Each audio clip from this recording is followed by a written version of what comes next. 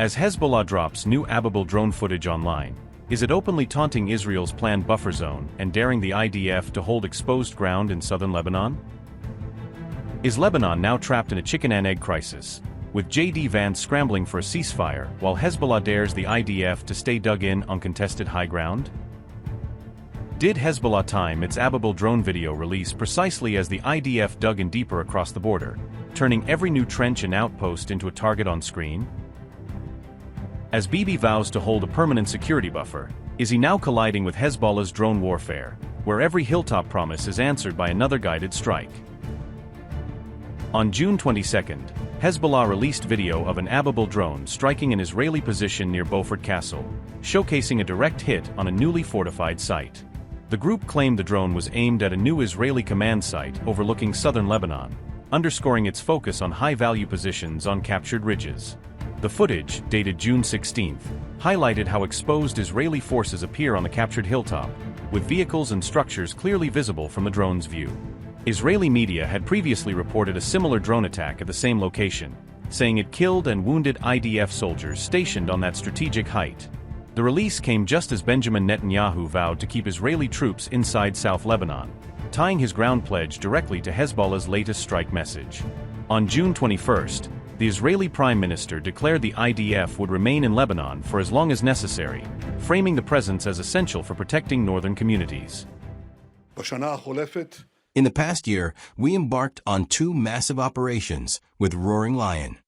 We embarked on these operations to ward off the threat of immediate destruction from the evil regime in Iran.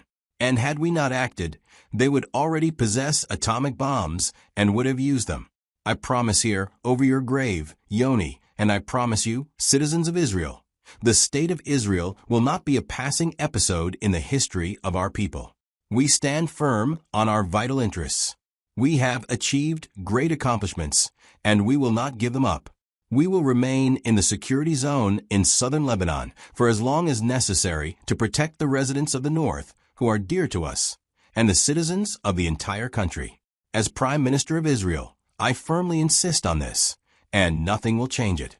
And regarding Iran, whatever the political developments may be, I will not allow Iran to arm itself with nuclear weapons. As long as I am the Prime Minister of Israel, this will not happen. To this sacred purpose, I have dedicated my life since your fall, Yoni.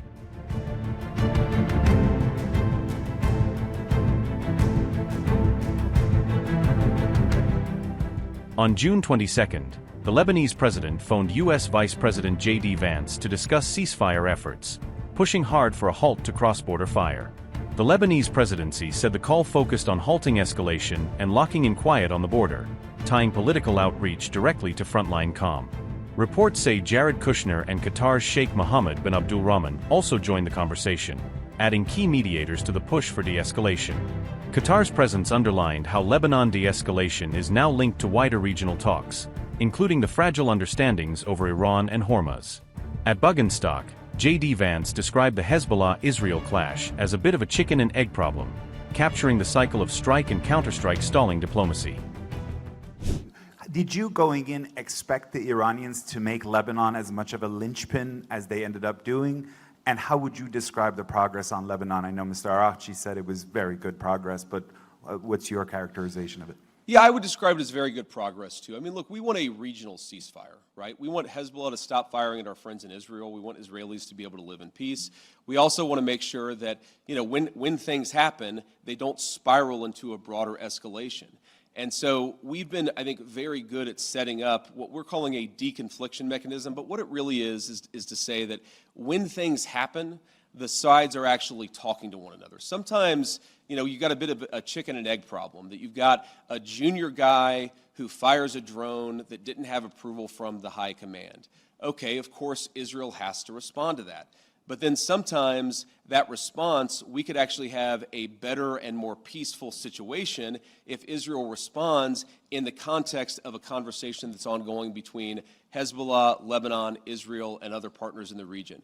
There really hasn't been a mechanism to have those discussions until basically around 4 p.m. yesterday, Bergenstock time, when we set that up. So what we're trying to do is to say, first of all, Israel and every other nation in the region has the right of self-defense, but we want to make sure that everybody has that right of self-defense in the background where we're talking about how to de-escalate these conflicts rather than spiraling out of control. Sometimes what will happen is that if the conflict spirals out of control, that's worse for everybody's self-defense and worse for everybody's security. So we've actually got the process in place to ensure that that escalation doesn't happen. Now, I will say you already see the fruits of that. Over the past 24 hours have probably been the most peaceful that we've seen the situation in Lebanon. The previous 24 hours were pretty good. Obviously, there was some shooting about 72 hours ago. So this is a work in progress, but what we've done is actually set up the operation so that we can ensure it doesn't spiral out of control in the future. All this played out as Iran again claimed it was closing the Strait of Hormuz in protest at continued Israeli strikes in Lebanon, raising the stakes far beyond the border. We had a very long day in a way. The meeting started on Sunday morning, with bilateral meetings between the mediators, and after that around 3 o'clock, quadrilateral meetings with the presence of Iranian and American delegations. I think we discussed for about an hour and a half, and the plan was to take a quick 30-minute break. And it was during this time that the U.S. President's important and threatening statement was published, which caused Iran to announce that it was not willing to continue the quadrilateral meeting under such circumstances. Qatar and Pakistan tried to continue the talks, and we emphasized that if it is to continue, it would not be directly, as in a quadrilateral format. The Iranian delegation's view is that we must force the other side to fulfill its commitments.